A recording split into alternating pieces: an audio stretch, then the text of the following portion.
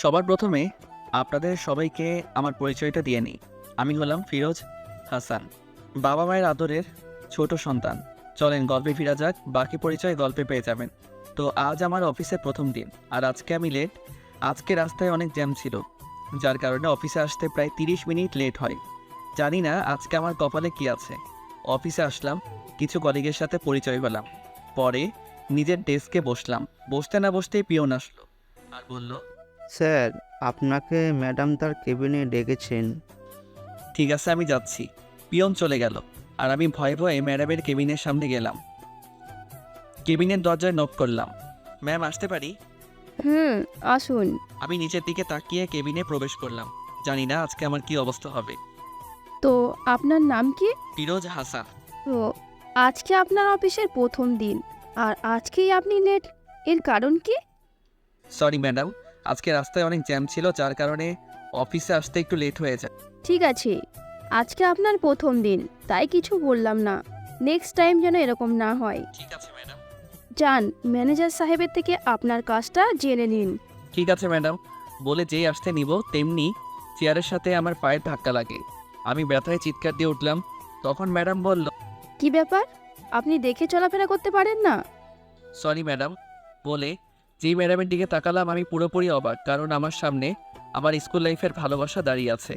সাদিয়াকে আমি school life থেকে ভালোবাসি, কিন্তু কোনোদিন বলতে পারিনি, কারণ সাদিয়া অনেক রাগী ছিল। তাই ওকে বলার কখনো কোনো সাহস পাইনি। তারপর এসএসসি পরীক্ষা দিয়ে স্কুল থেকে চলে আসলাম, আর কখনো ওর খোঁজখবর রাখিনি। কিন্তু শুনছিলাম সাদিয়ারা নাকি ঢাকা চলে গেছে। আজকে অনেক বছর পর আমি সাদিয়াকে দেখছি। ওকে দেখে মনে হচ্ছে যেন আকাশ থেকে কোনো পরী এসেছে। এত সুন্দর কোনো মেয়ে হয় নাকি? আমি ওর মাঝে হারিয়ে যাচ্ছি। হঠাৎ কে যেন আমার চোখের সামনে চুটকি বাজালো, আর আমি বাস্তবে ফিরে আসলাম। তখন ম্যাডাম বলল, কি ব্যাপার? কোথায় হারিয়ে গেলেন আপনি? সাদিয়া তুমি এখানে? ঠাস। তো বোঝেন নাই তাই তো? সাদিয়া তার নরম হাত দিয়ে প্রচণ্ড গতিতে আমার গালে একটা থাপ্পড় মারল। আজকে নিয়ে 2বার সাদিয়া আমার গালে থাপ্পড় মারল। আপনারা আবার ভাইবেন না আমি কোনো লুচ্চামি করছিলাম। স্কুলে থাকতে আমি আমাদের ক্লাসের একটা মেয়ের সাথে কথা বলতেছিলাম, মানে মেয়েটি আমার সাথে কথা বলতেছিল। হঠাৎ কোথা থেকে যেন সাদিয়া আসলো আর আমার গালে প্রচণ্ড গতিতে থাপ্পড় মারে আর বলে, তোকে বলেছিলাম না কোনো মেয়ের সাথে লুচ্চামি করবি না। তখন আমার সাথে যে মেয়েটি আসছিল সে বলল, সাদিয়া, তুই ভুল হচ্ছিস। আমি শুধু ওর সাথে পড়ার বিষয় নিয়ে কথা বলতেছিলাম। সাইমার কথাটি বলতে না বলতে ঠাস, এবার একটা সাইমার গালে পড়ছে। ও থাপ্পড়টা মেরে চলে যায়। তারপর থেকে কোনো মেয়ে আমার সাথে কথা বলেনি, একমাত্র সাদিয়ার ভয়ে। সাদিয়া আমাকে এত জোরে থাপ্পড় মারবে আমি ভাবতে পারিনি। আমি সাদিয়ার দিকে করুণ দৃষ্টিতে তাকিয়ে আছি। তখন সাদিয়া বলল, আপনার সাহস কি করে হয় আমার নাম নেওয়ার? আপনি কি ভুলে গেছেন এটা অফিস, আর আমি এই অফিসের এমডি? সেই জন্য রেসপেক্ট নিয়ে কথা বলুন। সরি ম্যাডাম, ভুল হয়ে গেছে। ইটস ওকে, যান আর ম্যানেজার সাহেবের থেকে আপনার কাজটা জেনে নিন। ঠিক আছে ম্যাডাম বলে চলে আসলাম ওয়াশরুমে, কারণ গালটা প্রচণ্ড ব্যথা করতেছিল। ওয়াশরুমে আসলাম, আয়নার সামনে দাঁড়িয়ে গালটার দিকে তাকালাম। তাকিয়ে আমি অবাক, কারণ গালে 5 আঙ্গুলের দাগ হয়ে আছে। এত জোরে কেউ কাউকে থাপ্পড় মারে? 10 মিনিট লাগিয়ে গালে পানি দিলাম, কারণ কেউ যদি দেখে তাহলে বলবে আমি নিশ্চয়ই কোনো মেয়ের সাথে লোচ্চামি করছিলাম, তাই আমাকে মেরেছে। কিন্তু সত্যি কথাটা তো আপনারা আর আমি জানি। প্লিজ কাউকে বলবেন না, তাহলে আমার ইজ্জত প্লাস্টিক হয়ে যাবে। ওয়াশরুম থেকে এসে নিজের ডেস্কে গেলাম। তারপর ম্যানেজার আমাকে আমার কাজ বুঝিয়ে দিলেন। আমি আমার মাথাটা ঘুরিয়ে দেখলাম সাদিয়ার কেবিনে আমার ডেস্ক বরাবর। আমার ডেস্ক থেকে ওকে দেখা যাচ্ছে, কত অপরূপ সুন্দরী লাগছে ওকে।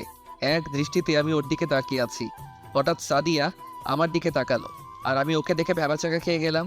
মাথা গড়িয়ে নিজের কাজে মনোযোগ দিলাম। কাজ করতে করতে দুপুর হয়ে গেছে, সবাই লাঞ্চ করতে যাচ্ছে, তাই আমিও উঠলাম যে আসতে নিব। তেমনি 4 জন কলিগ আমার সামনে আসলো।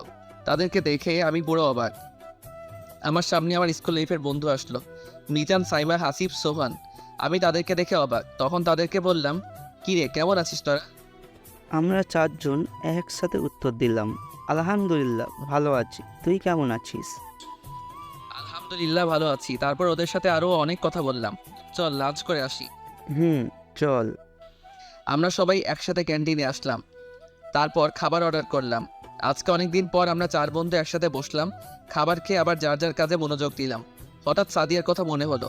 সাদিয়ার কেবিনের দিকে তাকিয়ে দেখলাম ও ওর কাজ করছে। জানি না ও লাঞ্চ করেছে কিনা। যাই হোক, নিজের কাজে মনোযোগ দিলাম। বিকেল 5টায় অফিস ছুটি হলো।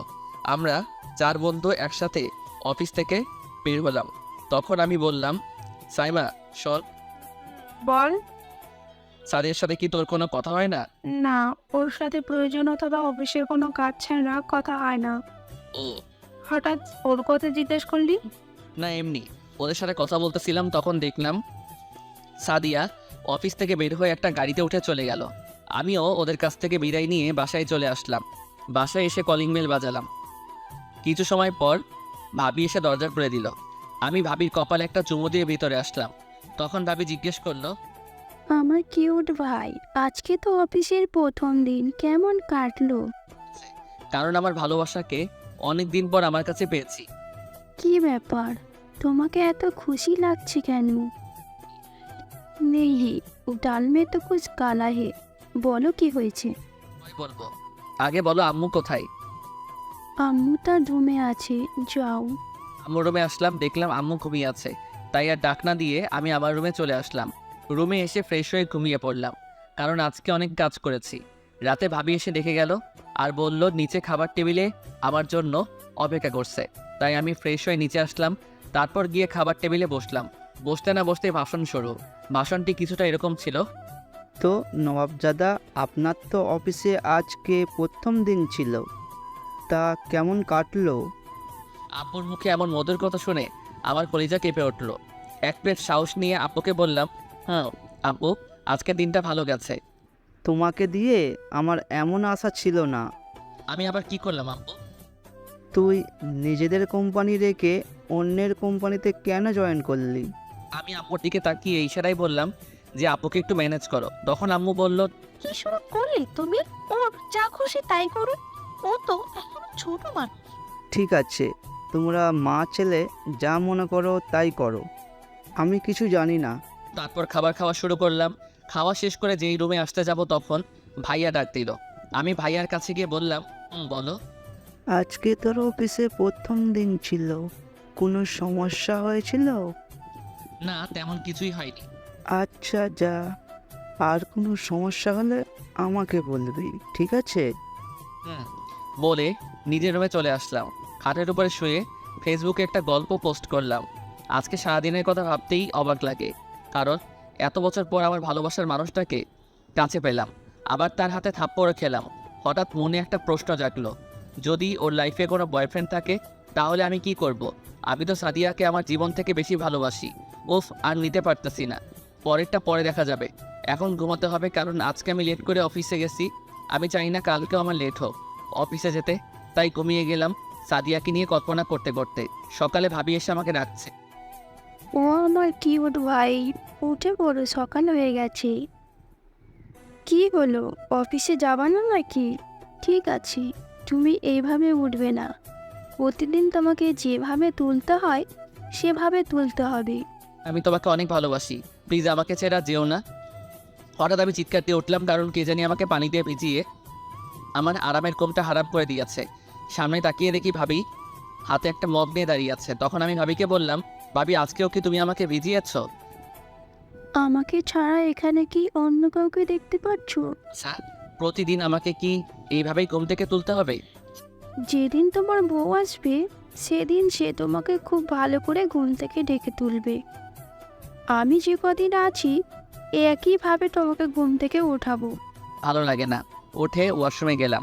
যেই ওয়াশরুমে পা রাখলাম তখন পিছন থেকে ভাবি বলল, আচ্ছা, এই সাদিয়াকে তুমি চেনো নাকি? ভাবির মুখে সাদিয়ার নাম শুনে আমি যেন আকাশ থেকে মাটিতে পড়লাম। ওয়াশরুমে না গিয়ে ভাবির কাছে আসলাম। কি ভাবি, তুমি কি কিছু বলছো? না, সাদিয়া নাম তো আমি আমার জীবনেও শুনি নাই। তাই নাকি? হুম। সত্যি কথা না বললে তোমার ভাইয়ার কাছে বলে দেব। আচ্ছা ঠিক আছে, সত্যি কথা বলবো, আগে অফিস থেকে এসে নেই তারপর। ঠিক আছে, মনে থাকে যেন। আর তাড়াতাড়ি নিচে এসো, সবাই তোমার জন্য অপেক্ষা করছে। বলে ভাবি চলে গেল। আমিও দাঁড়িয়ে না থেকে সোজা ওয়াশরুমে চলে গেলাম ফ্রেশ হতে। অফিসের ড্রেস পরে নিচে আসলাম, সবার সাথে নাস্তা করে অফিসের জন্য বের হতে যাব। তখন বলল, কি ব্যাপার ফিরোজ, তুই তোর গাড়ি করে অফিসে যাস না কেন? আমি আর কিছুদিন পর থেকে গাড়ি ব্যবহার করব। এখন একটু স্বাভাবিকভাবে চলাফেরা করতে ভালো লাগে। তারপর সবার থেকে বিদায় নিয়ে অফিসে চলে আসলাম। আজকে বাঁচা গেল, কারণ আজকে একটু তাড়াতাড়ি অফিসে আসলাম। একটু পর দেখলাম আমার কলিগ প্লাস বলতো সোয়ার আসতেছে। তখন আমি বললাম, কিরে দোস্ত, কী অবস্থা তোর? ভালো। তোর? ভালো। ওদের তিনজনকে কল করে দেখ ওরা কোথায়। তারপর সোহান ওদের কল করলো। কিছু সময়ের মধ্যে ওরা সবাই এসে পড়লো। চল কফি খেয়ে আসি, এখনও সময় আছে। চল। তারপর আমরা সবাই কফি খেয়ে অফিসে আসলাম এবং যার যার ডেস্কে যেয়ে বসলাম। আজকে আমার পাখিটা এখনও পর্যন্ত আসেনি। আমি আমার কাজে মনোযোগ দিলাম। কিছু সময় পর দেখলাম সাদিয়া অফিসে আসলো আর এসে সোজা তার কেবিনে ঢুকে গেল। আজকে ওকে দেখে মনে হচ্ছে রাতে মনে হয় অনেক কান্না করছে। আমিও আর কোনো কথা না বলে নিজের কাজ করতে লাগলাম। এইভাবে কাজ করতে করতে দুপুর হয়ে গেল। আমরা 5 জন মিলে একসাথে ক্যান্টিন থেকে খাবার খেয়ে আসলাম। অফিসে এসে নিজের ডেস্কে বসলাম। সাদিয়ার কেবিনের দিকে তাকিয়ে দেখলাম ও নেই। ভাবলাম হয়তো লাঞ্চ করতে গেছে। বিকেল 5টায় অফিস ছুটি হলো। আজকে দুপুরের পর আর সাদিয়ার সাথে দেখা হয়নি। তারপর বন্ধুদের কাছ থেকে বিদায় নিয়ে বাসায় চলে আসলাম। বাসায় এসে কলিং বেল চাপ দিতে দরজা খুলে দিল। তাকিয়ে দেখি ভাবি এসে দরজা খুলে দিল। ভাবি আর আম্মুর সাথে কিছুক্ষণ কথা বলে রুমে এসে ফ্রেশ হয়ে ক্লান্ত লাগতেছিল, তাই ঘুমিয়ে গেলাম। রাতে ভাবি এসে খাবার খেতে ডেকে গেল। ফ্রেশ হয়ে নিচে আসলাম, দেখলাম সবাই আমার জন্য অপেক্ষা করছে, তাই তাড়াতাড়ি খাবার টেবিলে বসে পড়লাম। খাবার খেয়ে রুমে চলে যাচ্ছিলাম, তখন ভাবি ডাকলো। আমি ভাবির কাছে এসে বললাম, বলো কি হয়েছে? মানে? তুমি আমাকে কিসের জন্য ডাকছো সেটা বলো।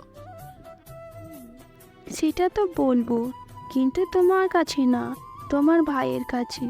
এই বলে ভাবি চলে গেল আর বলল, তোমার ভাই ছাদে আছে, তাড়াতাড়ি আসো। আদে আসলাম। গিয়ে দেখি ভাবি ভাইয়াকে বলতেছে, এই শোনো, তোমার ভাই প্রেমে পড়েছি। কি? ঠিক শুনেছ, আমাদের নবাবজাদা প্রেমে পড়েছি। ঠিক আছে, কার সাথে প্রেম করছে? মেয়েটার নাম কি? মেয়েটার নাম হচ্ছে সাদিয়া। ও, তা তো আমি আরও অনেক বছর আগে থেকেই জানি, কিন্তু ও সাদিয়াকে পেল কোথায়? ও তো এখান থেকে চলে গিয়েছিল অনেক বছর আগে। এখন আপনাদের বলি যে ভাইয়া সাদিয়াকে চিনে কিভাবে। আমি যে দিন সাদিয়াকে প্রথম দেখেছিলাম ক্লাস 6-এ, সেদিন থেকে আমি সাদিয়াকে ভালোবেসে ফেলি। স্কুল থেকে বাসায় এসে ভাইয়াকে বলি সাদিয়ার কথা, কারণ আমি আমার ভাইয়ের কাছে সব কথা শেয়ার করি। ভাইয়ার আর আমার সম্পর্ক ছিল বন্ধুর মতো। আমাদের পরিবারের সবাই চিনে সাদিয়াকে, কারণ সাদিয়া আমাদের বাসায় অনেকবার এসেছিল। তাই আমি ছাদে আসলাম। ভাইয়া আমাকে দেখে আমার কাছে এসে জিজ্ঞেস করলো আমি সাদিয়াকে কোথায় দেখেছি। আমি বললাম, আচ্ছা বলো তো, আমি যে কোম্পানিতে চাকরি করি সেই কোম্পানির নাম কি? সাদিয়া ইন্ডাস্ট্রিতে কাজ করছিস, তাতে কি হয়েছে? এই কোম্পানি সাদিয়ার আব্বুর। এখন সাদিয়া ওই কোম্পানির এমডি। ও, তাহলে তুই ওর সাথে কথা বলেছিলিস? বলেছিলাম, কথা না বলে গণিটা আমাকে থাপ্পড় মারছে। আহা, ও আগের মতো এখনো তেমনি রাগী। এতক্ষণ যাবৎ ভাবি আমার আর ভাইয়ার কথা শুনতেছিল। ভাবি বলল, তার মানে তুমি ছোট থাকতে সাদিয়াকে ভালোবাসো, তাই তো? আরও অনেক কথা বলে নিজের রুমে এসে ঘুমিয়ে পড়লাম। সকালে ভাবি এসে আমাকে ঘুম থেকে তুলে গেল। ফ্রেশ হয়ে নাস্তা করে অফিসের জন্য বের হয়ে গেলাম। এইভাবে চলে গেল 3 মাস। এই 3 মাসে অফিসে ভালো নাম অর্জন করেছি। সাদিয়ার ব্যাপারে অনেক কথা জেনেছি। সাদিয়া এখন পর্যন্ত সিঙ্গেল, আর সাদিয়া আমার প্রতি একটু দুর্বল হয়েছে, সেটা ওর আচার আচরণ দেখলে বোঝা যায়। তো একদিন নিজের ডেস্কে বসে কাজ করতেছিলাম, তখন পিয়ন এসে বলল, স্যার, আপনাকে ম্যাডাম মিটিং রুমে ডেকেছে। ঠিক আছে আপনি যান, আমি যাচ্ছি। পিয়ন চলে গেল। আমি ভাবতেছি আমাকে আবার মিটিং রুমে কেন ডাকলো। তারপর আমি মিটিং রুমে আসলাম। আমি দরজায় নক করলাম, ম্যাডাম আসবো? আসুন। আমি ভিতরে ঢুকে পুরো অবাক, কারণ ভিতরে আমার বন্ধুরা বসে আছে। বসুন, আপনাদের সবার সাথে কিছু জরুরি কথা ছিল, যার জন্য আপনাদের ডাকা হয়েছে। আমাদের কোম্পানিতে একটা নতুন প্রজেক্ট এসেছে, সেটার জন্য আপনাদের 5 জনকে সিলেক্ট করা হয়েছে। কাজটি করতে আপনাদের সবাইকে 1 সপ্তাহের জন্য চট্টগ্রামে আমাদের যে কোম্পানি আছে সেই কোম্পানিতে যেতে হবে, আর আমাদের কালকের মধ্যে সেখানে যেতে হবে। কারো কোনো প্রশ্ন আছে? আমরা সবাই একসাথে বললাম, না ম্যাডাম। সবার থেকে বেশি খুশি আমি, কারণ আমাদের সাথে সাদিয়াও যাবে। আজকে আপনাদের ছুটি, আর কাল সকাল 10টায় আমরা রওনা দিব, তো টাইম মতো আসবেন সবাই। এই বলে সাদিয়া চলে গেল। আমরা বন্ধুরা কিছু সময় কথা বলে বাসায় চলে আসলাম। বাসায় এসে সবাইকে জানালাম যে আমি কালকে অফিসের কাজে চট্টগ্রাম যাচ্ছি। বিকেলে ভাবি আমার জামা কাপড় ব্যাগে গুছিয়ে চলে গেল। রাতে ভাইয়ার ভাবি এসে আমাকে জিজ্ঞেস করলো আমরা কে কে সেখানে যাচ্ছি। আমি ভাইয়াকে বললাম আমি, আমার 4 বন্ধু আর সাদিয়া। সাদিয়ার নাম শুনে ভাইয়া ভাবি দুজনকে অনেক খুশি লাগছে। তখন ভাইয়া বলল, দেখো ওর রাগটা ভাঙতে পারছো নাকি? সাদিয়া আমাকে অনেক জ্বালিয়েছে, এখন আমি জ্বালাবো। ঠিক আছে, যা ইচ্ছে করিস, কিন্তু মাত্রা বেড়ে কিছুই করিস না, কারণ ও অনেক রাগী। তখন ভাবি বলল, নিচে গিয়ে খাবার খেয়ে রুমে এসে ঘুমিয়ে গেলাম। কালকে সকালে তাড়াতাড়ি উঠতে হবে। সকালে ভাবি এসে ডেকে গেল। উঠে ফ্রেশ হয়ে রেডি হলাম। নিচে গিয়ে খাবার খেয়ে সবার কাছ থেকে বিদায় নিয়ে চলে আসলাম অফিসের সামনে, কারণ এখানে সবাইকে আসতে বলা হয়েছে। আমি অফিসের সামনে এসে পুরো অবাক সাদিয়াকে দেখে। সাদিয়াকে অপরূপ সুন্দর দেখাচ্ছে। সাদিয়া নীল জামা পরেছে, সাথে এক হাতে কয়েকটা নীল চুড়ি, এক হাতে ঘড়ি, কানে ম্যাচিং ঝুমকা, ঘন চুলগুলি খুলে দিয়েছে, চোখে গাঢ় কাজল টেনে, ঠোঁটে হালকা লিপস্টিক পরেছে। সাদিয়াকে দেখতে নীল পরে নীলাঞ্জনার মতো লাগছে, যার মাঝে অনায়াসে ডুব দেওয়া যায়। আমি এক পলকেই সাদিয়ার দিকে তাকিয়ে আছি। হঠাৎ মনে হলো কে যেন আমাকে ধাক্কা দিচ্ছে। তাকিয়ে দেখি আমার বন্ধুরা। তখন সাইবা বলল, ভাই তুই আজকে কি যাবি নাকি এখানেই হাঁ করে দাঁড়িয়ে থাকবি? আমার কথা শুনে আমার সব বন্ধুরা হেসে উঠল। আর সাদিয়ার দিকে তাকিয়ে দেখলাম ও লজ্জায় লাল হয়ে গেছে। সাদিয়াকে এই অবস্থায় আরও সুন্দর দেখাচ্ছে। তারপর আমরা সবাই একটা প্রাইভেট গাড়িতে উঠলাম। শালারা সাদিয়াকে আমার পাশে বসিয়েছে। আমার আরেক পাশে বসেছে মিজান, পিছনের দিকে বসেছে হাসিব আর সাইবা, আর সোহান বসেছে ড্রাইভারের সাথে। গাড়ি চলছে তার আপন গতিতে। সাদিয়া তার গাড়ি হেডফোন লাগিয়ে আনমনে গান শুনছে, আর আমি এক দৃষ্টিতে ওর দিকে তাকিয়ে আছি। ওর টানা টানা চোখের দিকে তাকালে ওর প্রতি আরও দুর্বল হয়ে পড়ি। কিছু সময়ের পরে সাদিয়া ঘুমিয়ে পড়েছে। আমার কাঁধে মাথা রেখে মত যাচ্ছে। এই সময়টাকে এই জায়গাতে আটকে রাখি। আমি ওর কান থেকে হেডফোনগুলো খুলে দিলাম। তারপর সাদিয়ার হাত থেকে মোবাইলটা নিয়ে মোবাইল ওপেন করে দেখি ওয়ালপেপারে আমার ছোটোবেলার ছবি দেওয়া। আমার মনে অনেক আনন্দ লাগছে, কারণ সাদিয়া এখনও আমাকে ভালোবাসে। সাদিয়ার মোবাইলটা ওর ব্যাগে রেখে দিলাম। তারপর আমিও সাদিয়াকে দেখতে দেখতে ঘুমিয়ে পড়লাম। কিছু সময় পর গাড়ি একটা রেস্টুরেন্টের সামনে থামলো। লাঞ্চ করার পর আবার আমাদের জার্নি শুরু। অবশেষে কয়েক ঘন্টা পর আমরা চট্টগ্রামে পৌঁছে গেলাম। আমরা সবাই একটা বাড়ির সামনে নামলাম। সামনে থেকে একটা মেয়ে এসে কিছুক্ষণ কথা বলল। মেয়েটাকে দেখতে অনেক সুন্দর, যে কেউ দেখলে ক্রাশ খাবে নিশ্চিত। তারপর একে একে ম্যাডাম আমাদের পরিচয় করিয়ে দিলেন আর বললেন আমরা এখানে যে কোম্পানিতে কাজের জন্য এসেছি সেই কোম্পানির ম্যানেজার এই মেয়ে। মেয়েটির নাম হচ্ছে রোজা। রোজা বলল আমরা সবাই এই কয়দিনই বাসায় থাকবো। রোজা আমাদের একে একে আমাদের সবার রুম দেখিয়ে দিল। বাসাটা অনেক বড়, তাই সবার রুম আলাদা। আমার রুমের পাশের রুমটা রোজার। আমি রুমে ঢুকলাম। রুমটা অনেক গোছানো, দেখে ভালো লাগলো। তারপর চলে গেলাম ওয়াশরুমে। ঝর্ণার নিচে পানি ছেড়ে কিছু সময় দাঁড়িয়ে থাকলাম। অনেক ক্লান্ত লাগতেছিল। ফ্রেশ হয়ে এসে রুমে ভালো লাগছিল না, তাই ছাদে গেলাম। ছাদটা অনেক বড়। এক পাশে গিয়ে দাঁড়ালাম। হঠাৎ পিছনে মনে হলো কেউ দাঁড়িয়ে আছে। পিছে তাকিয়ে দেখি রোজা দাঁড়িয়ে আছে। আপনি এখানে কি করছেন? কিছু না, রুমে ভালো লাগছিল না, তাই ছাদে চলে আসলাম। ও, কিছু সময় পর সাদিয়া ছাদে আসলো। এসে বলল, এখানে কি করছেন আপনারা? পিছনে তাকিয়ে দেখি সাদিয়া চোখ লাল করে আমাদের দিকে তাকিয়ে আছে। আমি বললাম, কিছু না ম্যাডাম, রুমে ভালো লাগছিল না, তাই ছাদে আসছিলাম। আমি তাহলে নিচে গেলাম ম্যাডাম, আমার কাজ আছে। এই বলে রোজা নিচে চলে গেল। ম্যাডাম আমার পাশে দাঁড়ালো। আমি আর কোনো কথা না বলে নিজের রুমে আসলাম। এসে ঘুমিয়ে গেলাম। রাতে ফ্রেশ হয়ে নিচে এসে দেখি সবাই বসে আড্ডা দিচ্ছে। আমি গিয়ে তাদের সাথে আড্ডায় জয়েন করলাম। কিছু সময় পর সাদিয়া বলল, কাল থেকে অফিসে যেতে হবে সকাল 9টায়। ম্যাডাম। তারপর ডিনার শেষ করলাম। তখন সবাই মিলে বসলাম আড্ডা দিতে, কিন্তু ম্যাডাম আমার পাশে বসেছে। অনেক ভালো লাগছিল, কিন্তু সাদিয়াকে জ্বালাতে হবে, তাই আমি সেখান থেকে উঠে এসে রোজার পাশে বসলাম। সাদিয়া আমার দিকে চোখ বড় বড় করে তাকিয়ে আছে, তা আমার বন্ধুরা খেয়াল করেছে। তখন সাদিয়া উঠে তার রুমে চলে গেল। আমার সেখানে খেয়াল না করে আড্ডা দিতে থাকলাম। রাত 11টা বাজে। আমরা সবাই যার যার রুমে চলে এলাম। ঘুমাতে হবে, কালকে আবার অফিস আছে। শুয়ে শুয়ে ভাবতে লাগলাম কাল থেকে সাদিয়াকে কিভাবে জ্বালাবো। কিছু সময় পর ঘুমিয়ে গেলাম।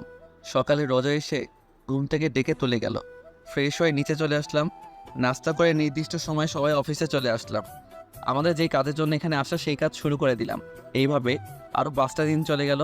আজকে আমরা যেই প্রজেক্ট নিয়ে কাজ করছিলাম তা শেষ হলো। সবাই আজকে অনেক খুশি। তারপর সবাই বাসায় আসলাম। এই কয়দিনে রোজা অনেকটা চেঞ্জ হয়ে গেছে, কারণ সে আপনি থেকে এখন তুমি বলা শুরু করেছে, আর আমাকেও তুমি করে বলতে বলেছে। এই কয়দিন সাদিয়াকে অনেক ইগনোর করেছি, ও অনেকবার কথা বলতে এসেছিল, কিন্তু আমি কোনো কথা বলিনি। ছাদে এসে দাঁড়িয়ে আছি, পেছন থেকে কি করছো এখানে? তেমন কিছু না। ও আচ্ছা, তোমাকে একটা কথা বলার ছিল। বলো। কিভাবে যে বলি। সমস্যা নেই, তা বলার বলে ফেলো। না কিছু না, এমনি আর কি। আমি আর কিছু বললাম না।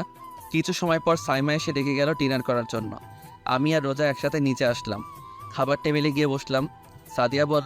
তোমাদের সবাইকে একটা গুড নিউজ দিতে চাই। সবাই আগ্রহ নিয়ে সাদিয়াকে জিজ্ঞেস করলাম কি।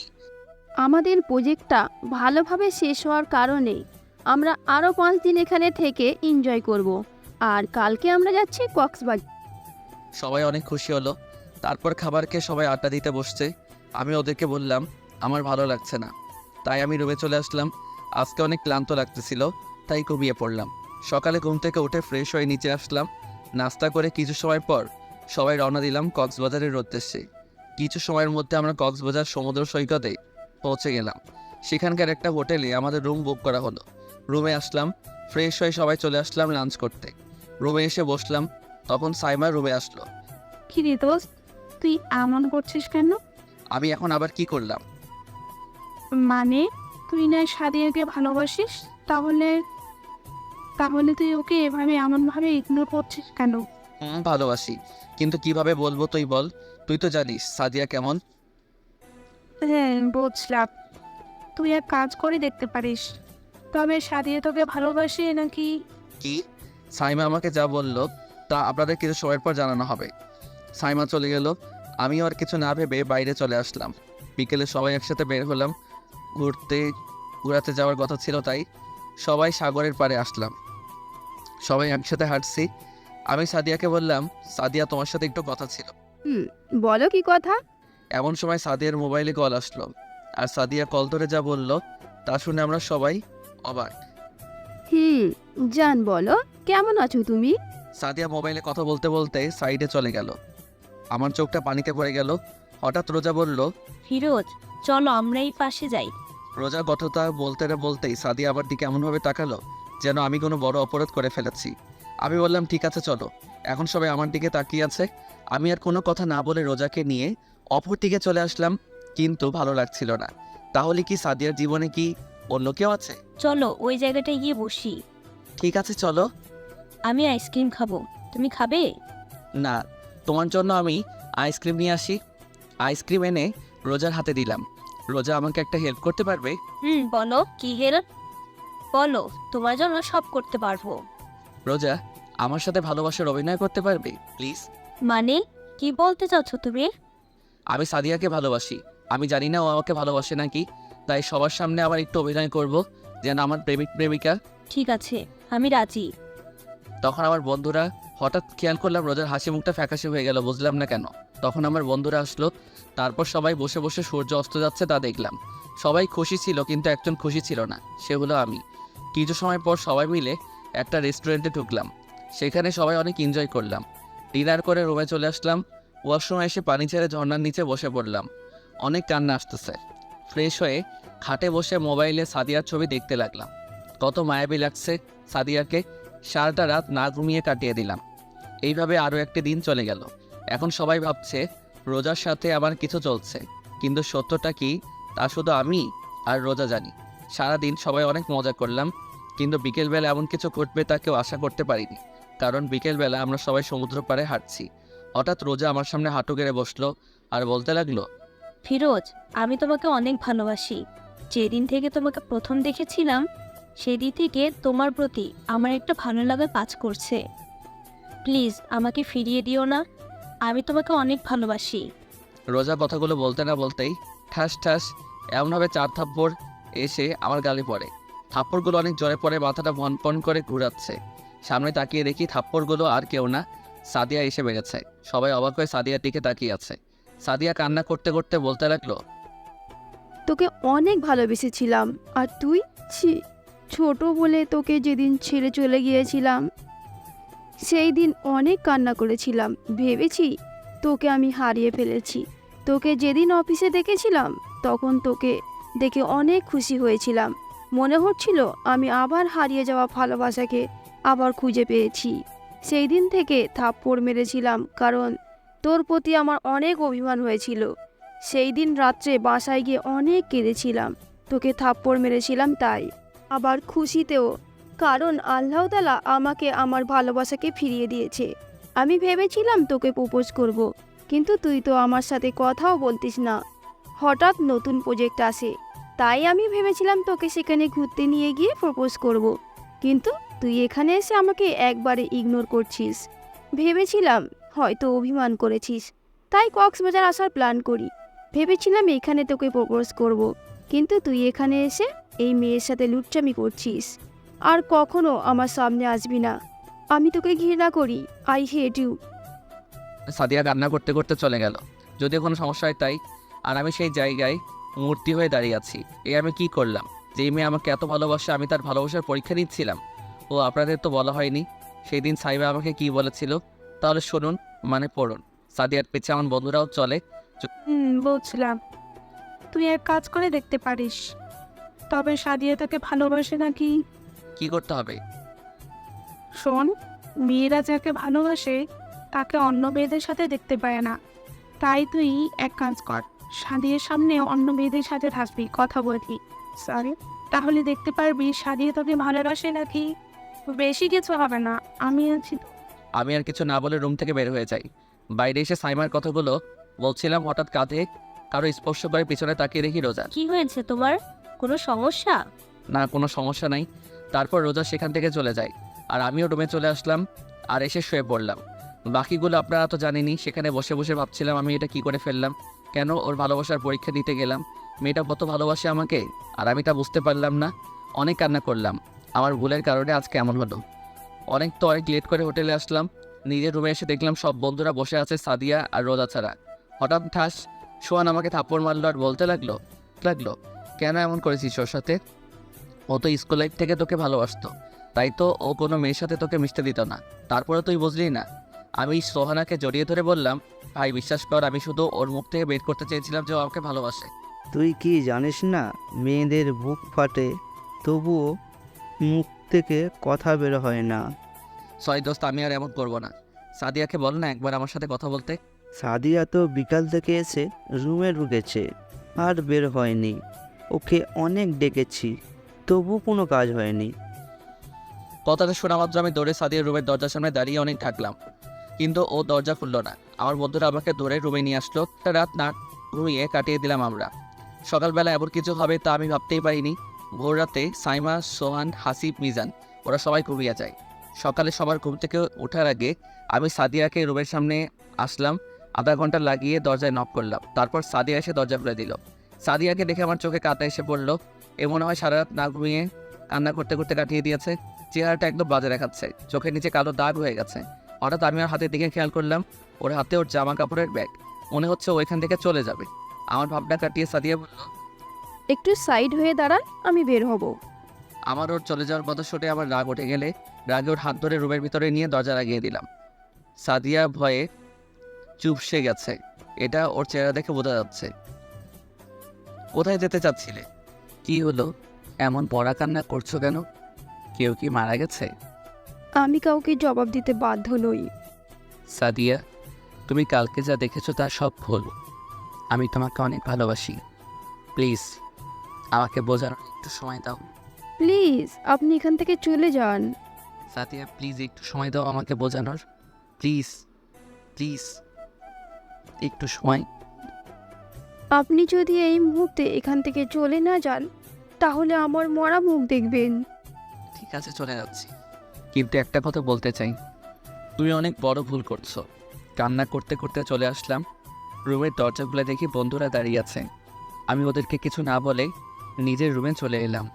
সব জামা কাপড় গুছিয়ে বাইরে চলে আসলাম। কি হয়েছে? তুই তোর জিনিসপত্র গুছিয়ে নিলি কেন?